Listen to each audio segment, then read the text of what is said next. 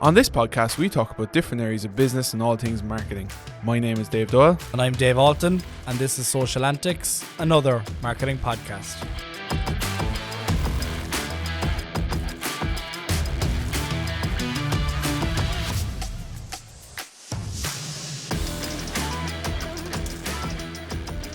Ready to go, Dave? Hey guys, welcome back to another episode of Social Antics with myself, Dave, and producer Owen. Dave, how are you this week?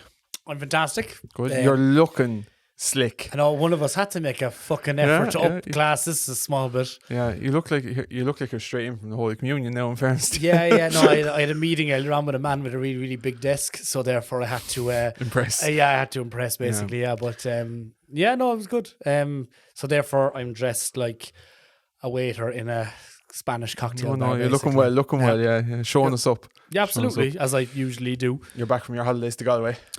Went on holidays to Galway, a bunch of the lads. Great crack, great city. It's always a good spot. The second night we were there, we went up to this kind of old castle or something like that. And there was this fella got up and started just playing on the piano. Bit eccentric.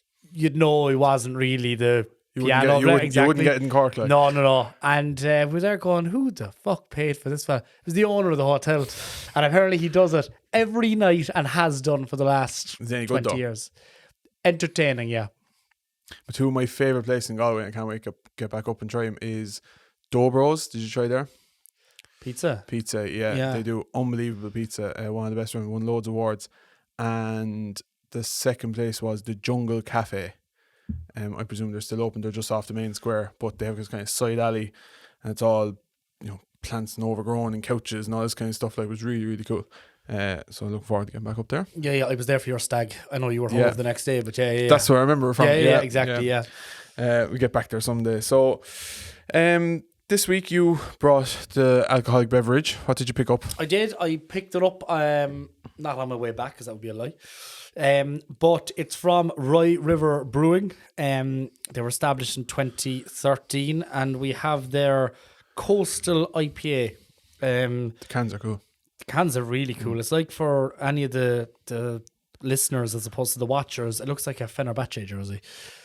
So right. Really, really bright yellow and black. Yeah, I suppose I don't know what Fenerbahce is, but nice. What I like about it again is that it's all just what you need to know. Simple. Again, simple. So, side of the can reads, a modern IPA loaded with notes of citrus, pink grapefruit, and a resinous tropical character, packed in an oat, wheat, and barley haze. It's smooth and hoppy, and the aroma is pink, grapefruit, and citrus. And it says on the can, and I don't know how they justify this exactly, but it says it is brewed by the most decorated brewery, which I presume means they've got like potted plants and Christmas trees and all that kind of stuff up in the brewery. Yeah, they're betting on the awards. They have 150 awards. Yeah, it's a lot. It is actually quite nice. It is not bad, yeah. To be fair, loads of words on the side I don't understand though. So like, you have unpasteurized, centrifuged, natural sedimentation, just loads of big words. I haven't a clue what they mean. Now we should get, if there's any brewer out there that wants to educate us and pay us for the privilege of doing so, sponsorship is available. Just email sponsorship at, I don't know what's our email address. We'll figure it out. We'll figure it out later on. Just message us on Instagram. Yeah, that'll do. I'll look after it because Dave doesn't do any social stuff. So social media stuff, yeah. I do lots of social stuff. So anything exciting pop up for you this week in terms of news or anything? No, you were meant to go first. Am I going first? Yeah, you were meant to go first. Well, the big one is salary. So obviously I'm out of a job by the end of this. So salary was a big one this week. I spotted from FRS Recruitment here in Ireland. So they done a bit of a survey, and it came out to say that 70% of us say that a lack of salary on job adverts will put us off even applying. And I seen one of the reporters from Virgin Media picked it up, and that's where I copped it, saying that, do we think salaries should be put on jobs? So I'll leave it over to you. What do you think? But not just salary, the actual progression, promotion opportunities, the scaling of that salary also needs to be very, very clear, because like if you go into, so let's say it depends what level you're at, right? So you come out of college, let's say, and you're going into a marketing exec job, 30 grand a year, let's just say. That's fine as a starting point, but if you haven't negotiated that you're going to get increments of 5%, 10%, whatever it is every year, or you won't have the opportunity to actually get promoted once every 2-3 years. That 30 grand when you're 5 years older is a lot less money than what you would have started off with, right? So I don't see the big problem in not listing all that stuff. Do you know? what's the difference? So you need to know if you're going into a role. But if you're going into a role that you know is, like, we just say a bigger multinational or corporate or whatever, you know that there's plenty of steps on a ladder. You know, there's a lot above you in terms of different levels, different grades. You know that there's going to be a big team. It's not just going to be you running in the whole marketing team. Yeah. But like that, you kind of expect that there is going to be some sort of progression. You can talk about when you go in to a meeting, but I don't think they need to list all that out in the job. No, I disagree. I think when you're going for a job, you should know what the benefits are. You should know what the and again, I'm not saying benefits is different to me than the progression. So like, no, I'm saying the whole remuneration package needs to be included. So if you're going in, and again, like I said, if you're going in day one and it's a good salary and you're happy with it, that's fine. But if you're not going to be happy with what the progression and promotion opportunities are, that hurts both you and it hurts the company as well. So if you have someone who goes into an organization and they're going in as, we say, a head of marketing or something, let's say they're an SME, that role is advertised at 45 grand. In their budget, ultimately, it's 45 grand no matter what. That ain't going higher. That's it. That's what it is. Yeah. You need to be told that up front so that you're not then going to your boss the next year saying, I'm expecting a 47 and a half, and then I'm expecting a 50, and then I'm expecting... Because again, if that's not in their budget, then you are going to be disappointed and the employer is going to be disappointed. So I think for everyone, it's better if everyone is just upfront with... The salary is definite in my opinion. I wrote back to it and I said 100% it should be, because there's nothing worse. I even myself, I know someone that was going for a job interview, and I was talking to him the whole way through it, and basically went through about 3 or 4 stages of a job interview. Promising, looked like it was all going ahead, and then literally at the last hurdle, no. Do you know, we're going a different direction. I just thought it was awful to string someone along and not even knowing the salary, not knowing anything, putting all this work in interviews online, do you know, maybe some sort of tests or whatever, you know, all this aptitude, all this kind of crap. Basically. Well, that happens, but I would also say employees or prospective employees do that as well. No, I get that, but the thing is, those should be set out from the start about kind of how many even level, like a lot of these things don't even set out how many levels of interviews you're going to go through. Yeah. Do you know, which I think is an awful No, way. that's what I'm saying. I'm saying the best thing is to be everyone to be transparent up front in terms of your remuneration package. That includes your salary, your benefits, what the progression and promotion is like. And again, okay, you don't need to go into absolute granularity of detail that you're going to get this increase in 2 years, but even just saying we do promotion rounds once every 24 months, these are the criteria that we look for. We promote 10% of our staff within X amount of years, just so to give some idea, because ultimately if you set expectations for people, then they aren't disappointed in their working for that company and there's no surprises there. And also the company is not going to have to hire again when those people ultimately decide to leave. Now, again, if you're only going into a job for whatever, 2-3 years, then it probably doesn't really matter, right? Because you're going in, you're doing a job, you're probably moving on elsewhere, and that's where you're getting your bump. But if you're someone who likes to be in the same company for 3, 4, 5, 6, whatever amount of years, and it's a bigger project for you, then again, I think you need to be very, very upfront in terms of, over the first couple of years anyway, what the potential opportunity is for promotion, progression, etc. I just think it's important for you to know this. Do you think the same for, we'll say, the high level, the big jobs, the big CEO jobs where you're talking, you know, 6-figure kind of numbers? Yeah, but see, that's different though, because they will always have a bonus or performance bonus built into their packages anyway. So those don't matter as much because it's entirely based on performance. A company is either generating revenue, not generating revenue, or whatever the benchmarks or KPIs they're using are. But again, and that's important for an interview candidate to know. And again, maybe this doesn't necessarily need to be listed, but something that should be fleshed out before you take a job, as opposed to when you get into the job, is what do they define success in your role to be? What KPIs am I being measured against? Is it going to be, is it based on my sales targets? Am I not expected to be measured against sales? And it's more my helping out a particular team or my contributing ideas. What is it that you expect from me in this role within the first 12, 18 months? So that then you can benchmark yourself against what that criteria actually is, because otherwise you could think you're doing a great job and your employer could think, or your boss could think, this fella's absolutely useless altogether. So again, being open and honest and transparent with everyone in your organization and between the employer and the employee, or the whatever your head of department, division, whatever the story is. I just think it's healthy. It's healthy to have an open, transparent relationship with everyone in an organization. I think even on the the employee side of things, if you're at, we'll just say, as you said, 30 grand kind of job level, and next thing you're seeing jobs for 60, 70 grand, and all you're seeing is the money. But, you know, next thing is going to, you would hope that kind of money would deter or, you know, flesh out a lot of the crap applicants, basically, because they're not at that level. Like, you know, whereas a lot of people then, once they start seeing those big numbers, I'll give it a go, I'll give it a chance, I'll try and go for it. But they're not at that level. Absolutely. And especially so like we work for SMEs, right? And people obviously see an SME and they're like, okay, they're not going to pay any more than 40, 50 grand. You're hiring for a general manager or an operations manager or something like that, someone high up in that organization. You could be paying 70, 80, 90, 100 grand if it's for a very, very specific role within that organization. With those, like, that's a serious investment at the SME level. You'd want to be getting someone that's going to come in and make a huge change into the organization. And my point there with them is that, one, if you stay what the salary is, you're not deterring anyone who might be actually expecting that salary and is good enough to earn that salary, but would think, oh no, they're a small company, they would never pay that salary.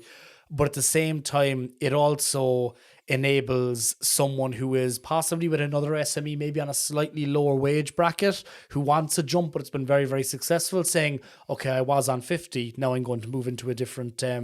Why is that moving? I don't know, it just caught my attention there, I think. We're grand, we'll say nothing. Nothing's changed, has it? This is great for the people listening on Spotify. Sorry, yeah. So what's basically happened here is that the drink I have in front of me keeps on wobbling on the and I don't know why. We're in a haunted bar. Bar is haunted. Owen's back and he's fucking bugged the place with something. But actually, we never mentioned Owen's back. Yeah, he's back from his trip to New York. Owen is back from his trip to New York. He'd lovely trip to New York. Slumming it up for 5 days in Times Square. He was me bollocks. He was talking about all his cocktails in New York, sours, and I don't know what else he was talking about. Dining in this restaurant from this movie. Exactly, yeah. But you know what? It's good to have him back. So what I had last week? Fish and chips when he was off in fucking New York. But anyway. Ketchup or mayo? Tartar sauce, fish and chips. What are you, a monster? Fancy out. So, driving on quickly. What else have you got for this week? No, I think you were actually for the second round as well in terms of what you were talking about. You're getting away very lightly here, you are. No, to be fair, I don't. So what I have here is that, so online fashion retailer Missguided has called in administrators after failing to secure a rescue bid. So Missguided, you'll know, kind of fast fashion retail brand focused on men and women's clothing, and them calling an administrator basically means they owe their suppliers several million quid, and those suppliers have basically said to a court, we want you to go in and start getting our money for us, which means that company is going to go to business in the next number of months. Just seems to be happening to a lot of business in that space recently, the last couple of years. It is. I mean, look, I think there's a number of things here, right? So one, we've said it on here on multiple occasions that consumers, in particular your Gen Z, your millennials, are looking for brands that are more ethical, sustainable, etc. Now, Zara's still doing pretty well, but anyway, in a lot of cases they don't support businesses that are overtly unethical. And Missguided has been found on a number of occasions to have, for example, suppliers that pay their workers below minimum wage. They got criticised, I think it was back in 2020, where they were selling bikinis for £1.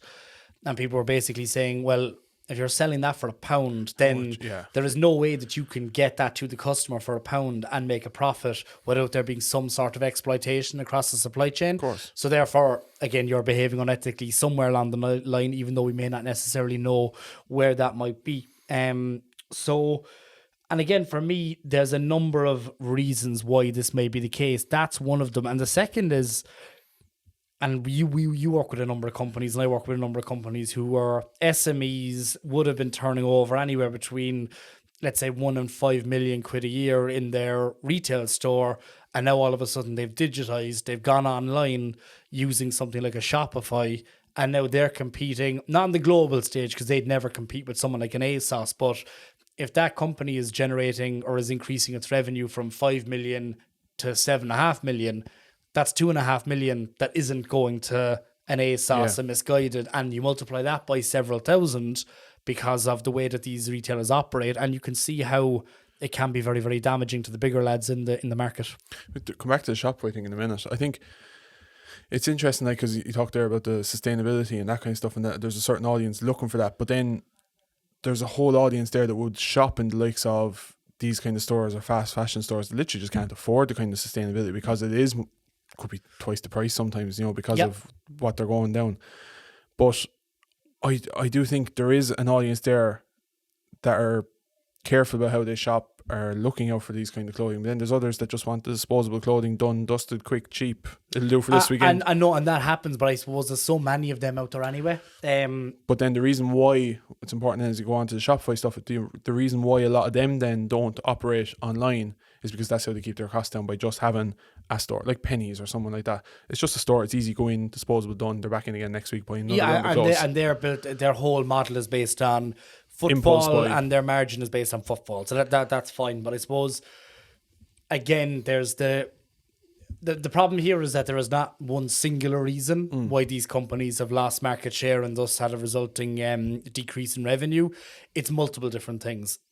More competitive market is one, because one of the bigger players are more competitive with each other. And in a lot of cases, it's a bit of a race to the bottom. Like if you're selling bikinis for £1, you're not making a hell of a lot of profit off it. That's a lot of bikinis. You know what I mean? So the point here is that if they're racing to the bottom, and then you've also got a number of local retailers there, or you've got retailers who are specialist boutiques or whatever the case may be, and they're now all competing in an online world, there's less of... It's the same pie, same e-commerce market, and it's being split up between more and more players.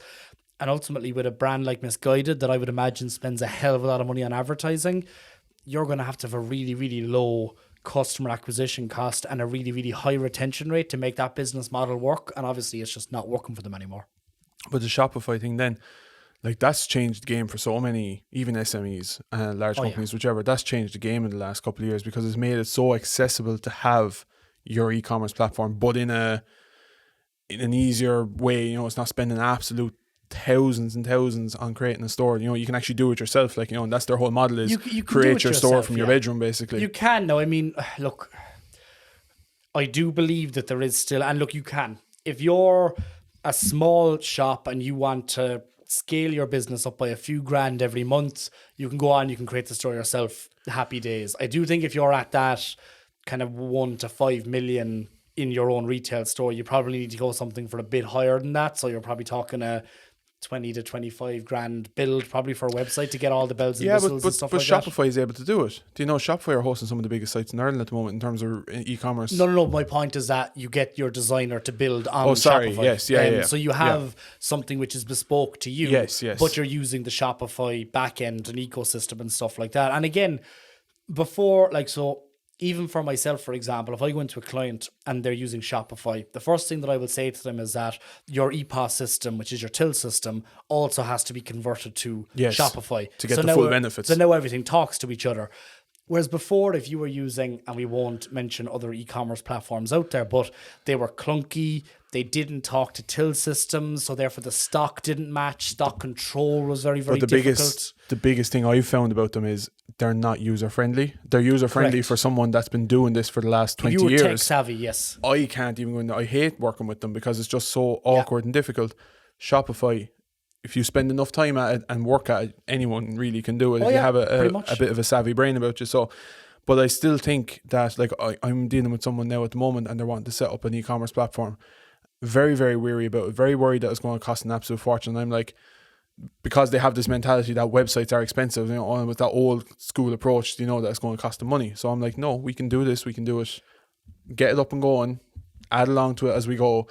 And I think the base package on Shopify, I think at the moment is 35 quid a month or something like that. And but you also have all your transaction costs as well. Of course, yeah. But and your main cost is advertising still. Yeah, and what a lot of people don't realise with the Shopify stuff, now obviously you can get plugins and you can get extra bells and whistles. You can outsource your maybe email marketing to something else, but in the back end of Shopify, it has everything you need to get up and going, from delivery, postal, click and collect, all that kind of stuff. So it is a fantastic platform. And one thing I will say about Shopify is I have been so impressed with their back end support. I have had issues at 1, 2 o'clock in the morning, and I'm speaking to a person, which is what I like, and they're coming back with suggestions. And what I always like is sometimes they'll even scan your site and they'll say, just spotted this, have a read of these articles, they might help you with this issue, which is something we weren't even talking about, which is great. So yeah, no, I do think their back end support is fantastic. And notwithstanding the back end support, but their educational stuff is quite good as well. Now, look, is someone who's running a small business going to take the time to digest all their blogs and their ebooks and stuff like that? Probably not. But their material is actually quite good. Yeah, but if they're invested in the website and if they're invested in getting their website humming, they should be reading this stuff, unless they take the time and outsource to someone else. Yeah. But if they're wanting to put the time and effort and get a good resulting website, they need to take the time. But I think the main thing here is that, and I think it's the worry with people isn't necessarily that the website's going to cost them a lot of money. They have this in their mind that, okay, it's going to cost me whatever amount of 20, 25 grand, 30 grand, 50 grand, whatever. It's not just that cost, though, right? You're now have a lower margin product because you're spending money on advertising, shipping, packaging. Your transaction fees online are always going to be higher than they are on the till. Do I have to hire someone for 30, 40, 50 grand to manage the site because I can't do it myself?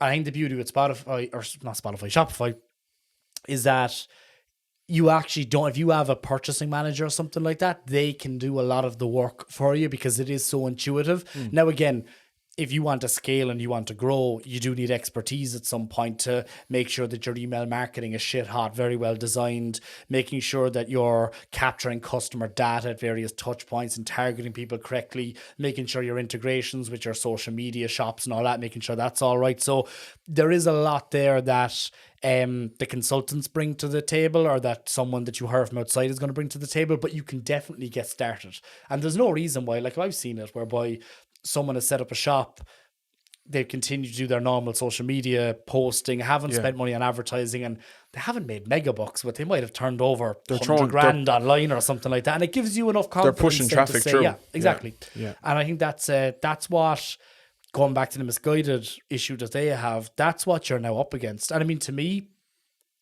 Shopify is one of the only real competitors to Amazon, because Amazon, it's an entirely different business model, right? Amazon, you give them your product and they own a massive chunk of that commission. With Shopify, you still own your product, you own your brand, you own all of your the content that goes into your website, but they will then enable you to sell. So over in the US, they have Shopify warehouses, for example, that help you fulfill at the same rate. If you get to a certain level, exactly, yeah. Like, I think the boys in Gym Plus Coffee now, they've done all that kind of stuff. They're outsourcing a lot of their stuff to Shopify warehouses, I think. I'm pretty sure they are. So there's a lot of benefits with it. And again, to me, they're the only real competitor to Amazon in terms of where they could go. Now, it's not going to happen now, but it could happen in the next 10, 20 years. But no, I think it's an interesting one, and it's another big player off the market, I would say, in that clothing space, which is getting pretty vicious at the moment, I would say.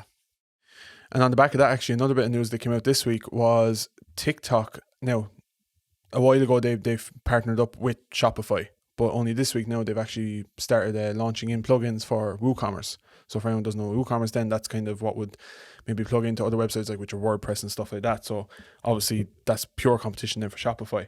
But only this week now they're starting to plug in to kind of give TikTok functionalities that can do a lot of e-commerce. Click through to the website of whatever brand you're watching, or products and all that kind of stuff, affiliate marketing, all that kind of stuff with influencers. So they're trying to hop on the whole TikTok thing now as well, because obviously they were losing out big time with the testing of Shopify and TikTok.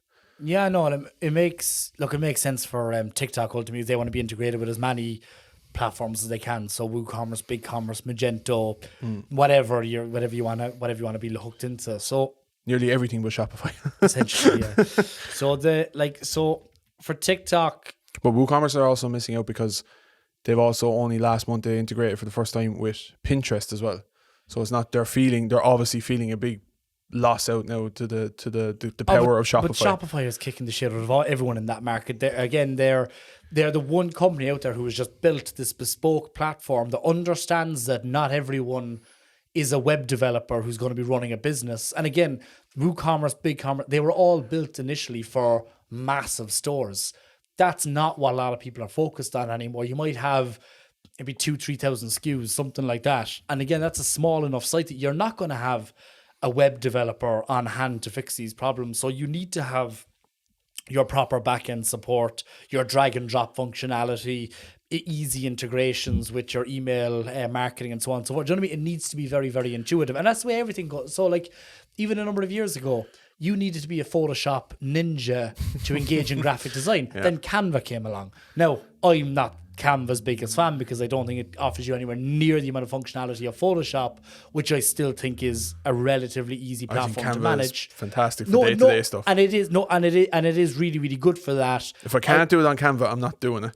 I'm sure lazy because you never learned how to do Photoshop. I did. I just don't want to do it. No. Photoshop is it's one of the best in the business. But like the key here is that all of the tools that we have evolve over time and it becomes easier. Even nowadays, if you want to shoot a promo video, you don't need to have a drone flying over New York. There is stock video there for that, which you can pay not and that that is much where I money disagree for. with you because I hate with a passion using stock content. No, but if you're a smaller business, you're not going to have a drone flying over New York. But if you're an SME inside in Ireland, you shouldn't be using stock photo of New York. I'm not talking about fucking Ireland. I'm talking about global fucking podcast here, and we're talking about if it's Ireland. So ultimately, what I'm saying is that there are easier routes for you to do things in marketing. Yes. Whether you agree with the tools, tactics, or not is neither here nor there. The point is Strongly that disagree with a lot of. never mind that. So the point here is that it becomes easier for you to be a marketer ultimately. Which is why then the differentiators become more important because if everyone has access to all these different capabilities, then it's how you differentiate through your storytelling, which actually differentiates you in terms of the amount of engagement you're going to get, the amount of traffic, and so on and so forth. In terms of the TikTok stuff, though, what is your thoughts on the integrations, basically shopping through, click-throughs, product placements? It's all brilliant, but as I say, with all these things, it will have a shelf life and it will be ruined by ads eventually. At the moment, it's fine. I don't actually mind it. I'm getting ads now at the moment. I think the minute I get an ad, the minute you go onto the platform, I think I get an ad, and a couple of swipe throughs, you get an ad. But there's not a massive amount, but it's slowly starting to creep in more. Yeah, I don't want to be getting loads of product placements while watching the videos. It's great when you get an ad and you can skip it or whatever, but I think that the platform... skip you all the ads. No, but the platform I think is going to be ruined if it's just going to be every person that thinks they're a TikTok influencer is showing off a pair of jeans or a t-shirt. I don't think that'll happen. I think it'll be more sophisticated than that. ByteDance have been clever enough, and in terms of attention, TikTok is more valuable than Instagram and Facebook combined at the moment in terms of the amount of time that people are spending on it. So they've got this right so far. I don't think they're going to ruin it that much, but they will have to monetize at some point. Well, apparently in the article I was reading there, the majority of their revenue in China, TikTok's revenue in China, is coming from saying in-stream integrations as they're partnering with top brands. So that's where they're getting most of their money. So they're not going to stop that.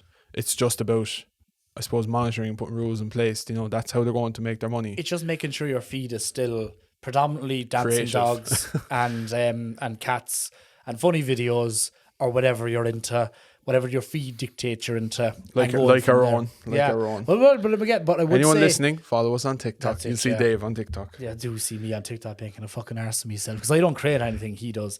But the point here is that their targeting isn't as, which I think is strange because TikTok, there was a study last week that actually showed that TikTok captures the most data and sells the most data to third-party providers and stuff like that. So it's capturing the most data. Yeah, which makes sense because of the speed at which you're going through things. I suppose it can look at what you're actually interested in, where your attention is, and so on and so forth. And because actually, in terms of information you put in, there's not much compared to the other platforms that you're putting in. As in your own personal data that you use for your background, your bios and websites and links. No, there's not as much there. They'll know as soon as you watch. You're not even integrating, like, you do the whole Instagram or Facebook and you're connecting the accounts, WhatsApp, sign in with Facebook, all this kind of stuff. You're not doing that. You can do it, but yeah. Well, I mean, it doesn't matter. I mean, ultimately, most people are probably logging in with their whatever Android or their Apple login or whatever, and they have all that information then. But I mean, ultimately, it doesn't matter. My point is that the amount of data touch points that they have, to me, hasn't been reflected in the type of marketing content that they have shown me so far. Like, I haven't bought anything yet from a TikTok ad.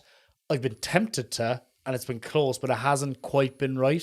So, for example, one that I'm getting constantly at the moment, and there's a lot of repetition actually of the same ads over and over again, which I think is positive in terms of from the marketer's perspective, because I think what often happens is if I'm on Instagram, I see an ad, I might be interested, but I'm probably not interested in looking right then.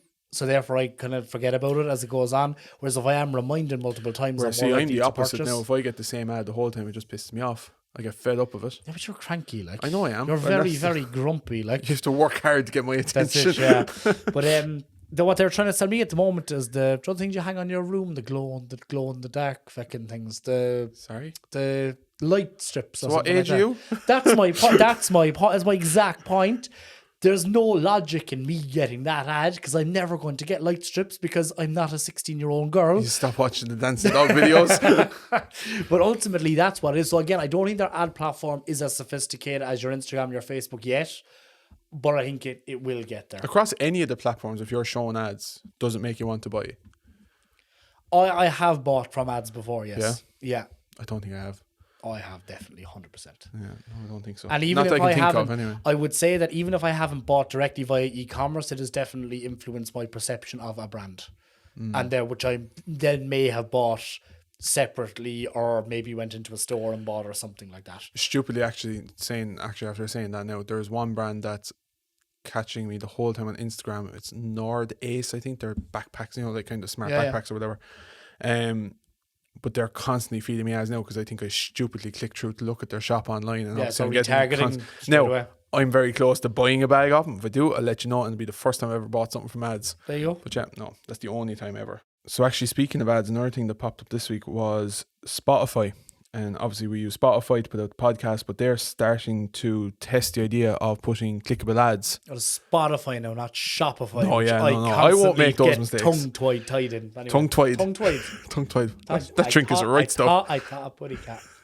So they originally only had it in the US, but they've started branching out now to the UK, Australia, Canada. Go on now, don't make names of this now. Do me proud. Go on. Open the can. Go on. All eyes on you. Continue. So they are now doing clickable ads, as I said, while you are watching podcasts. So before say for example, now we use Acast. Acast will place ads, the start, the end, the middle, wherever you decide to put them, if you want to put them. Obviously, we don't have a sponsor, so we can't do it, going back to what you said. But if now they're testing the idea that while you're listening to a podcast, a product placement or an ad will pop up on your screen, instead of you trying to remember, discount codes, websites, URLs, products, all this, it's actually popping up in front of you, which I actually really like the idea of this one. Don't like it on social media platforms. I do like it for this. If it's going to pop up while I'm listening to an ad, I think that's very, very clever. My issue with it is, as a marketer, as opposed to a consumer, fine, because I won't see it. No one watches their phone when they're listening to a podcast on Spotify. They will if they're watching us on YouTube, but on Spotify, you have very little interaction with your phone. If anything, you're going onto WhatsApp or checking your email. You're not on the actual Spotify interface when you're actually listening to a podcast. So I think that I get the idea, and I think it is clever, but I just don't think the user engagement is reflected in that way. I think if it gets into the mindset of people that while they're listening to an ad, they can flick on the phone. If they like the idea of what they're hearing and want to find out more, it's there. Now, for people listening to podcasts, for people that are putting out podcasts, it might start dropping the listenership because people will head over to a website and stop and won't come back. Do you know? Well, no, because if you go to another website, Spotify, it might still play. It still plays. It's not like YouTube, which is really annoying about YouTube. Actually, you have to watch it. You can't go on to, if I go on to WhatsApp. That's what the YouTube Premium is for. Really, really annoying. But anyway, no, I don't pay for that. I pay for fucking everything else. So I don't pay for YouTube Premium. But again, I think it's innovative. It's different. It's not very disruptive to the consumption experience, which I think is the best type of advertising, the one that's very, very seamless. If I was to spend that money as a marketer, it would want to be very, very cheap, because I really do not think you are going to have a massive amount of click-through rate from Spotify directly, because I don't think the people have that interface open. And even if they do have it open, they're not watching it. They're looking at their desktop if they're in work, or they're again on a different app, but Spotify's playing in the background, or they're walking the dog, or whatever the story is, you know. I'd be interested in seeing how much it is, because I think, like we'll say cinema or social media maybe to an extent, but more so go back to through cinema, you can really, really hyper target your audience on podcasts, because you know realistically exactly the audience that's going to be listening to the podcast. So like, was it Nielsen and Spotify done a kind of joint study over in the UK where 34% of Spotify users pay the most attention to ads on Spotify, whereas it's 62% more than what they would on radio. So like a way higher percentage on Spotify are going to be listening to ads and will remember the ads. But that so one, it's Nielsen data, and I'm not too gone on that, because again, if you look at JNLR. Oh no, I don't agree with JNLR is, but you're doing that comparison, right? So it's not as it is true. accurate. Like they say, I think it's one in it's either 1 in 3 or 1 in 5. I think probably 1 in 5 adults listen to podcasts in the UK. Oh yeah, that's fine. But my point here is that, so the reason, like what you're saying there, that people will recall the ad or they'll listen to the ad fully, is that if you're in the radio, or if you're listening to the radio, you probably just have on a station and they're randomly playing music. You might be listening to a show, but a lot of the time you just have background noise or just listen to music, right? When the ads come on, your first thing is that you switch to a different station that doesn't have ads. Now, I know a lot of them sync up the ads so that there's ads all playing at the same time. But just end up back on the one you're on. You still flick through. With Spotify, your behavior is that you have chosen what you are listening to. It's either a playlist of songs or it's a specific podcast. So therefore, of course, you're not going to change onto a different podcast just because an ad comes on, because you want to listen to the end of that podcast. So the behavior is entirely different and your attention is focused on Spotify, whereas it's not on the radio. So like that makes sense again as a kind of as a value proposition. And again, you can't click on a radio ad, which is an issue. You can click technically on a Spotify ad. Yeah. So look, I see the value in it. Again, my big worry would be that if it is too expensive, you won't get the click-through rate that you would want as a marketer, and therefore you won't get the benefit on the far side of it. Like if I was Spotify, I would have an integration with Shopify whereby you advertise via Shopify to Spotify, and the advertiser only pays if there's actually a purchase. Well, that's what I probably will go to. Do you know? And I think like for example, but a lot of them don't do that. But for example, at the moment, like over in the UK, like as I said, it hasn't reached to Ireland yet. It's in the UK, Australia, Canada, and the US. Some of the brands now that are using it in the UK are BT, GoDaddy, and Huel. So Huel are the drink. Yeah. Like I would be a big fan of Steve Bartlett's podcast over in the UK, and he's like a investor, whatever he is, involved in Huel, and he always has the can on the table in front of him. Like so, he's obviously going to land ads onto this, you know, to go and buy Huel. But it would make, as you said, make total sense that if they can go straight through to the site and buy a case of it or buy a bottle of it or whatever it is and get it sent out to them, you know, that kind of thing, integrating that way into ads. No, it does. And again, I can see it for the big, for the more well-known brands. I can see how that would work. Again, I just don't think. I think there again, if someone is watching Bartlett and they see Huel there, that will have more impact in terms of brand awareness because you're watching him. I just do not see the use case for someone looking at the interface of Spotify, because why would you? Well, they do have the videos integrated as well. Not really. Some of them, the big ones. It's shorter. Steve Barrett does, Joe Rogan has. So some of the big ones. But it'd be interesting to see what way they do it. I do think, yeah, as you said, maybe an integration into the Shopify site might be a good way to go with it. So hopefully they do that.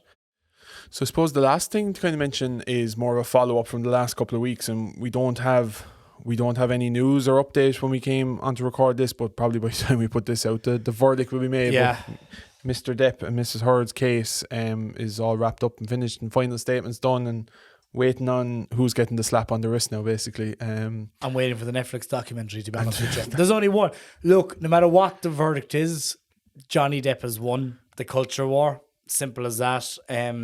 Maybe it's now and again, I don't think it's just my feed. If I read any of the news articles, a lot of it really has said that this is a trial by social media, and Depp's team have come out better. Social media or not, has come out better. If you take all the filming side away, if you were able to sit in the courthouse for the whole of this thing, his legal team are phenomenal.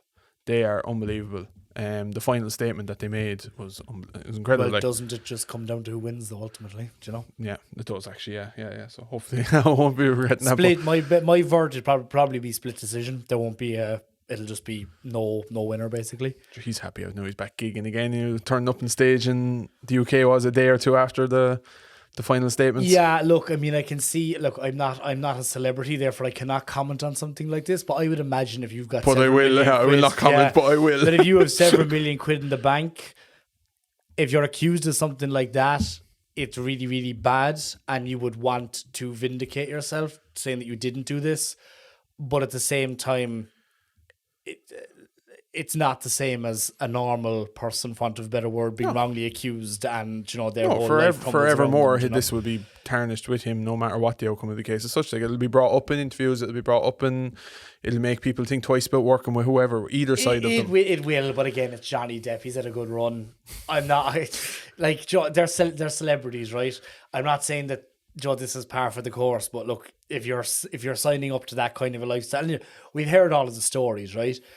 Because it's Johnny Depp, and Johnny Depp is very, very charming, people are kind of like, sure, that's Johnny Depp, that's grand. If that was Bob from up the road, and there was an accusation of the same type of behaviour with just a normal woman, you'd be looking at Bob going, Bob's a bit nuts. Maybe he did, you know what I mean? So again, this is all framed in the world of people have a certain perception of Johnny Depp, and he's a bit of a mad character anyway. No, there's nothing as mad now in my eyes as the person they brought up on the stand there a couple of days ago. The psychiatrist, the fella. Yeah, I believe he said that when he was making his interpretation of whether, I can't remember the exact phrase, but it was something like whether Johnny Depp has lacks in cognitive function or something like that. Yeah. He watched. So like Willy any Wonka's psychologist Factory. or psychiatrist or whatever will ask a couple of basically stupid questions or regular questions to get a baseline of a person, and he came and said that he was gathering his baseline from watching an actor on screen, which is take the license off that man straight away. Nuts is what it is. It's absolutely fun. If he can get as much airtime as he has done on TikTok, then someone should sponsor us, because we are far more articulate than fucking he is. 3 mentions for a sponsor in this episode, yeah. We're please. Oh. So, I think that's it for this week. I think that's it for this week. Thank God Owen's here. That means that the edit's going to take a lot less, which is great. The production value is much higher again. So yeah, welcome back on, and we will see everyone next week. Give us a sign off there. Do I have to look at the fucking camera? You do. For fuck's sake. I have to do it every other week. Oh, no, I did it last week as well. Thanks everyone for listening. You can follow us across social media channels. If you want to see me making a tin of myself, go on to TikTok, because Dave makes a lot of content, which isn't fun. And we'll talk to you next week. Good luck.